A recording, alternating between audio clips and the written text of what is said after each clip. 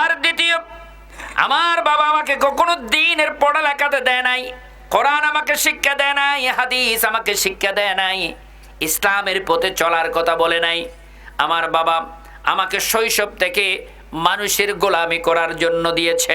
সুতরাং বাবার আদর আমি পাই নাই, বাবার খেদমত আমি পাই নাই, বাবার ভালোবাসা সোহাগ আমি পাই নাই। সুতরাং বাবার প্রতি কি দায়িত্ব সেটা আমি বুঝি নাই।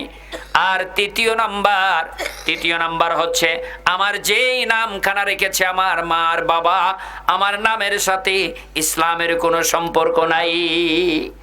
এই জন্য আল্লাহর হাবিব মুহাম্মদুর রাসূলুল্লাহ সাল্লাল্লাহু আলাইহি ওয়াসাল্লাম মুসলমানের ঘরে সর্বপ্রথম আজানের পরে একটা সুন্দর নামের পর আকিকার পরে একটু বড় হওয়ার পরে আপনার সুন্নতি খতনা, আর পরে এরপরে সবচাইতে যেটা মা বাবার প্রতি বেশি কর্তব্য দায়িত্ব, ওই সন্তানকে যেন দ্বীনের পথে, কোরআনের পথে, ঈমানের পথে, আল্লাহর পরিচয় পাওয়ার পথে সন্তানকে যেন মা বাবারা পরিচালিত করে দেয়।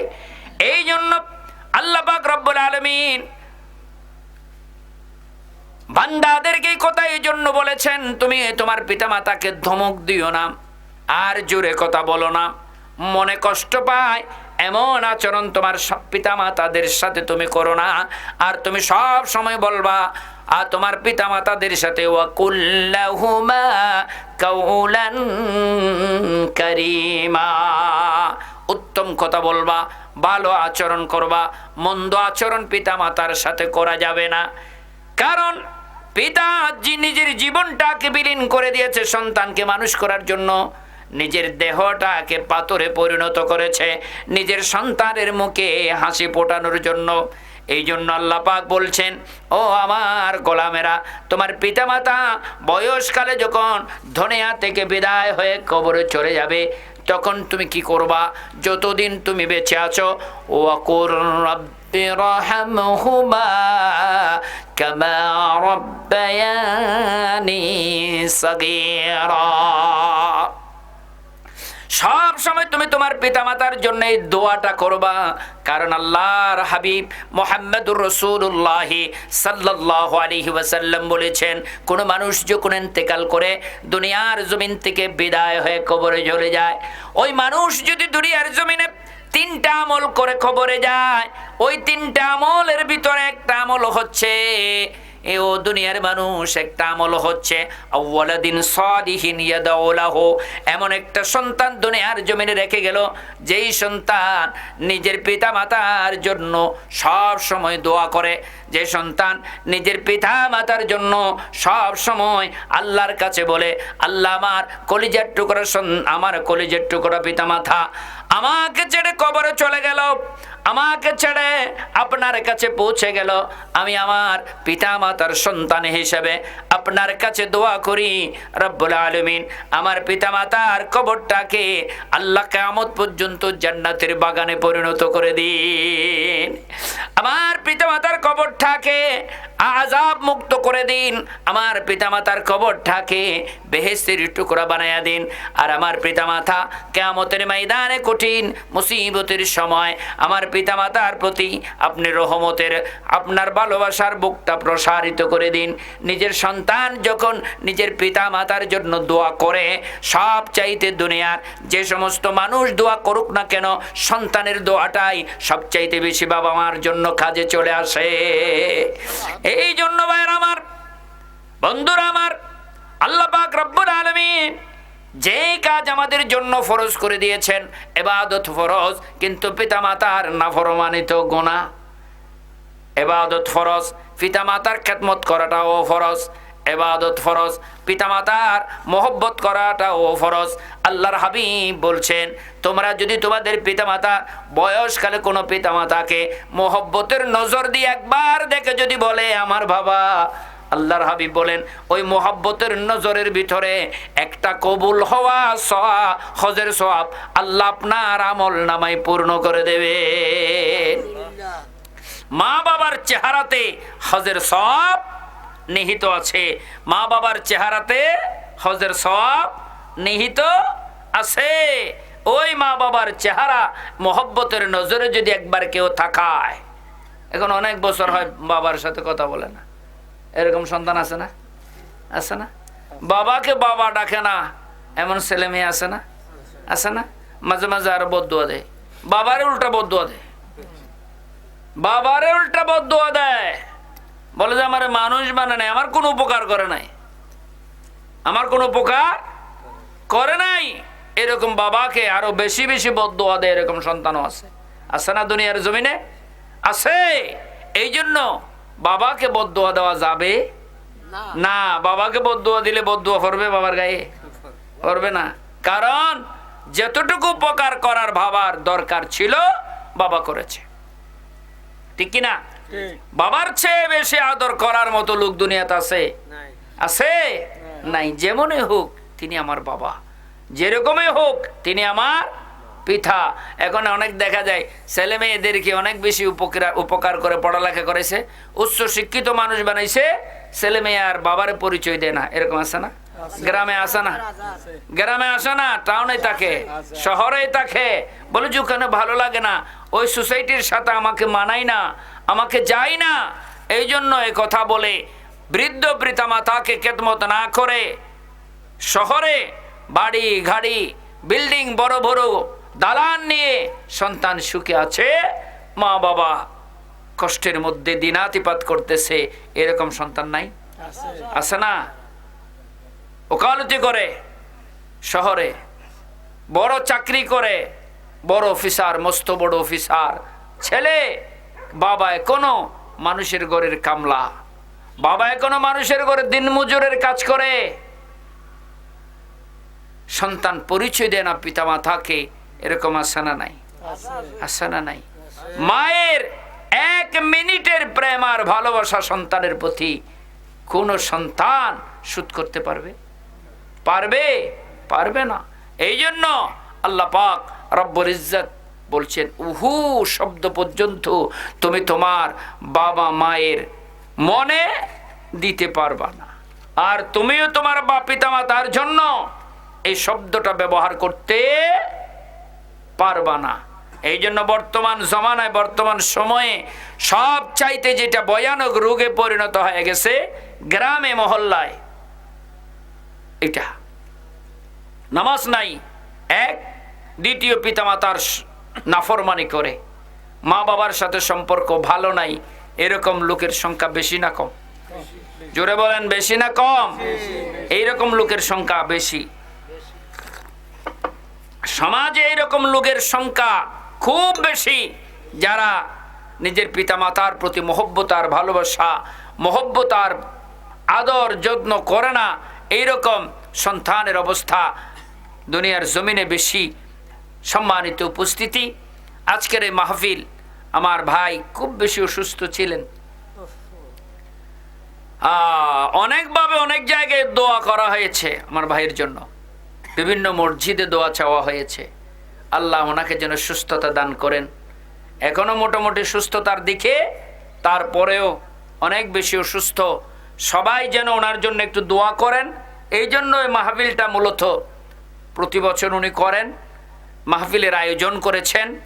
অনেকগুলো মানুষ সকাল থেকে হয়তো খাবারও খেয়েছে, বা মসজিদে বিভিন্ন ছেলেমেয়েরা এতিমখানায়, মাদ্রাসায় অনেক কিছু দান সদকাও করা হয়েছে। কারণ এই দান আর সদকার ব্যাপারে রাসূল বলেছেন, as-sadaqatu taraddul bala wa tusidu fil umar। জীবনকে যদি ধন্য করতে চাও, দামি বানাতে চাও, নিজের কাছাকাছি গরিব মেহনতি মানুষদেরকে নিজের টাকা পয়সা দিয়ে তাদের কাছ থেকে দোয়া নাও। সাদাকা যখন করবা, হায়াতের মধ্যে বরকত এসে যাবে। অসুস্থতা আল্লাহ দূর করে দেবেন কিসের মাধ্যমে? সাদাকার মাধ্যমে। কিসের মাধ্যমে? সাদাকার মাধ্যমে। এখন যাকাতই তো দেয় না। যাকাত দেয়? এখন যাকাত দেয়? ফ্যাশনেবল, ফর্মালিটি বজায় রাখে। রমজান আসলে ওই দেখেন নাই কয়েক বছর আগে সাতকানিয়ার এমপি নদবী ঈদের 2 দিন আগে 20 টাকার এক বিশাল বান্ডিল নিল, গাড়ি থেকে নামলো, অনেকগুলো ছেলে, ছোট ছোট ছেলেরা খেলতেছে আসরের পরে, ওখানে গিয়া গাড়ি দাঁড় করাইছে, করানোর পরে বলতে, এই ছেলেরা আসো, সবাইকে যাকাত দিব। পিছনে ক্যামেরাওয়ালাকে বলে, আমি যখন টাকা দিব ক্যামেরা করবি। এটাও ক্যামেরাতে উঠে গেছে।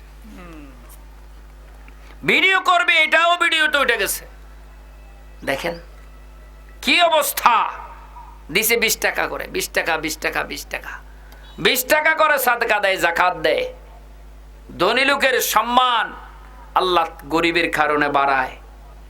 গরিবের ইজ্জত না থাকলে ধনীর কাছে ওই ধনীর কোনো দাম নাই, ওই ধনীর কোনো দাম নাই। কারণ দেখেন আমাদের এলাকায় কতগুলো মানুষ আছে জমিদার, পিছনে চৌধুরী লাগানো, সিদ্ধার আর মাতবর লাগানো আছে পিছনে, টমটম তাদের গাড়িতে উঠাই না।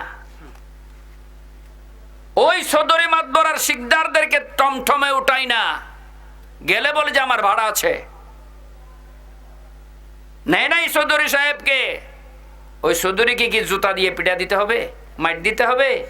এটা তো জুতার মারির চেয়ে অনেক বড় হয়ে গেল। আমি রাস্তায় এমনি দাঁড়া রইলাম টমটম নিয়ে, চৌধুরী কয়, হ্যাঁ বেটা যাবি? বলে যে আমার ভাড়া আছে। আমার কি আছে? ভাড়া আছে। আমি জিজ্ঞেস করলাম, কিরে বেটা কি বললো? আমার মামা চৌধুরী বলে যে যাবি কিনা জিজ্ঞেস করছে। তো তুই কি বললি? বলে যে আমার ভাড়া আছে। হুজুর আপনি উঠেন, আমার গাড়িতে আপনি উঠেন। বলে এত বড় চৌধুরী আর জমিদারটা তুই তোর গাড়িতে উঠাইলি না, আমারে নিলি কেন? ওই টমটমের ড্রাইভার রিক্সাওয়ালা বলে, হুজুর এটা আপনি বুঝবেন না, আপনারে উঠতে বলছি উঠেন। ওইটা চলে গেলাম। চৌধুরী তো কোনো হাঁটতেছে রাস্তায়, আমি চৌধুরীকে ফেলাইয়া চলে গেলাম। বলে যে আমার সাথে তুলবো নাকি?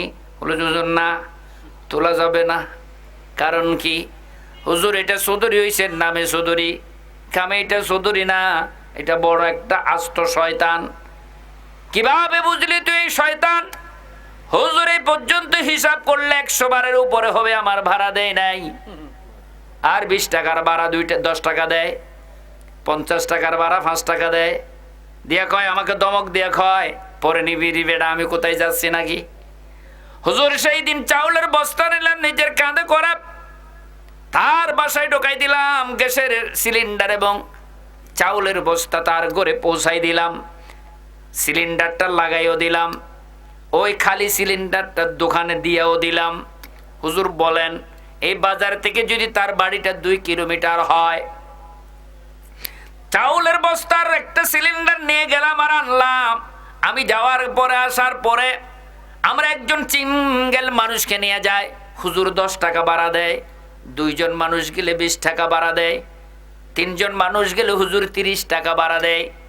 আর আমি তো মানুষগুলোরে খাঁদে নিই না, ওই মানুষগুলোর অন্য কাজ তো আমার করতে হয় না।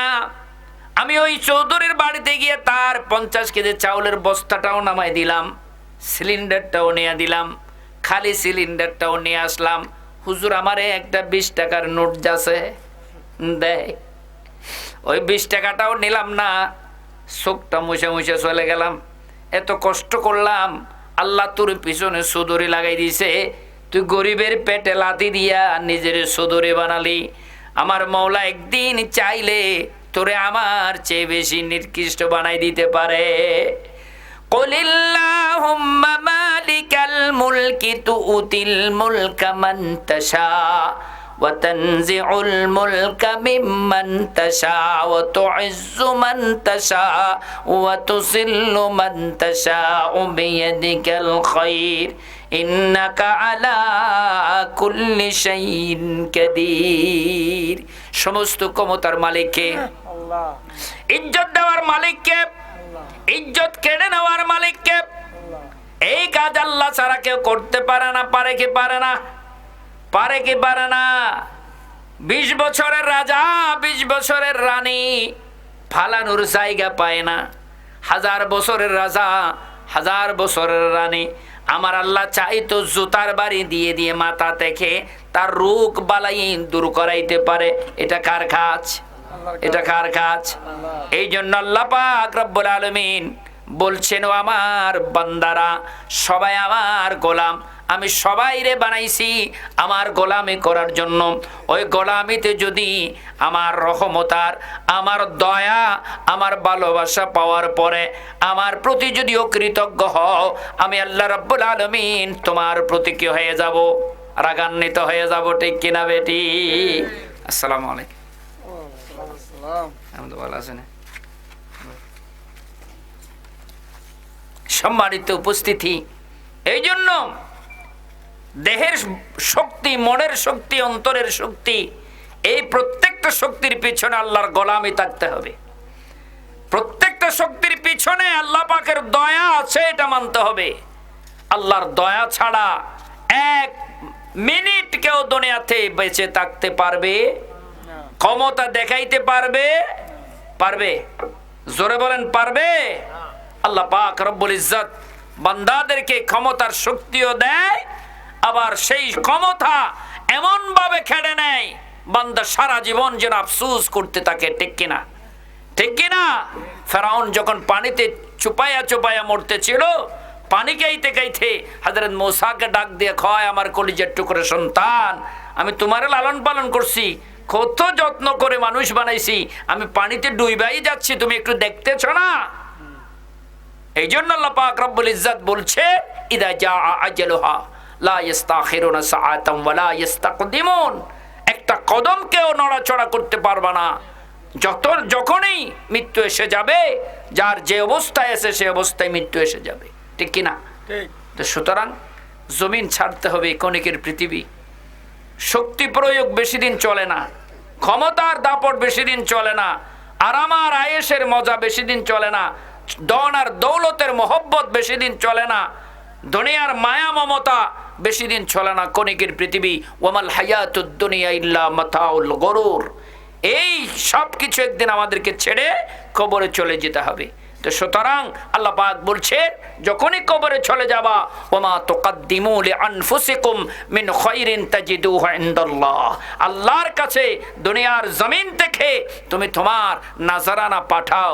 এই নাজরানা আল্লাহ কিয়ামতের ময়দানে তোমার জন্য সযত্নে রেখে দেবে এবং তোমাকে জান্নাতের সর্বোচ্চ মাকাম আল্লাহ দান করে সম্মানিত করবেন। সম্মানিত উপস্থিতি, আমি সবাইকে অনুরোধ করব, আমরা যেন পুরো পরিবার শুদ্ধ নামাজি হই, হালাল খাই, হারাম থেকে বাঁচি, হালাল খাই, পুরো পরিবার আমরা নামাজি হই। আর আমাদের পরিবারের যে বৃদ্ধ মানুষগুলো আছে, ওনাদেরকে যেন আমরা আমাদের জন্য বোঝা মনে না করি। বৃদ্ধ মা বাবা গুলোকে, দাদা দাদি গুলোকে, নানা নানি গুলোকে আমরা যেন আমাদের জীবনের জন্য বোঝা মনে না করি। ওনাদেরকে যেন আমরা আমাদের জন্য দয়া আর মহব্বত, আশীর্বাদ মনে করি। এটাই আমার একমাত্র আজকের আবেদন। আল্লাহ পাক রব্বুল ইজ্জত আমাদের সবাইকে কবুল করুন, আজকের মাহফিল কবুল করুন। যিনি আপনাদের সামনে আমার পরে আলোচনায় আসছেন, আমার এই ওয়াজের জীবনটাও তো 26-27 বছর হয় আমার, তাহলে আমার 27 বছর হলো তো ওনার 40 বছর কাছাকাছি হয়ে গেছে, হয় নাই? আমি প্রথম থেকে যখন থেকে ওয়াজ শুরু করি তখন থেকে ওনাকে পেয়েছি। আপনাদের একটা রহমত, এটা আপনাদের প্রতি আল্লাহর একটা রহমত। মৌতুল আলেমে কমৌতুল আলম, দুনিয়া থেকে খুব কম বয়সের বড় বড় আলেমেরা যারা দ্বীনের জাহাজ, ইমানের জাহাজ নিয়ে চলে যাচ্ছে, এই সমস্ত আলেম উলুমাদের জন্য দোয়া করবেন। আল্লাহ যেন দীর্ঘ হায়াত দান করেন, আল্লাহ যেন দীর্ঘদিন আপনাদের খেদমত করে, দ্বীনের ইমানের খেদমত করে, আপনাদের প্রতি দয়া আর মেহেরবানি আপনারাও দেখাবেন, আপনাদের প্রতি দেখানো হবে ইনশাআল্লাহ। ওমা তৌফিক ইল্লা বিল্লাহ। আসসালামু আলাইকুম ওয়া রাহমাতুল্লাহি তাআলা ওয়া বারাকাতুহু।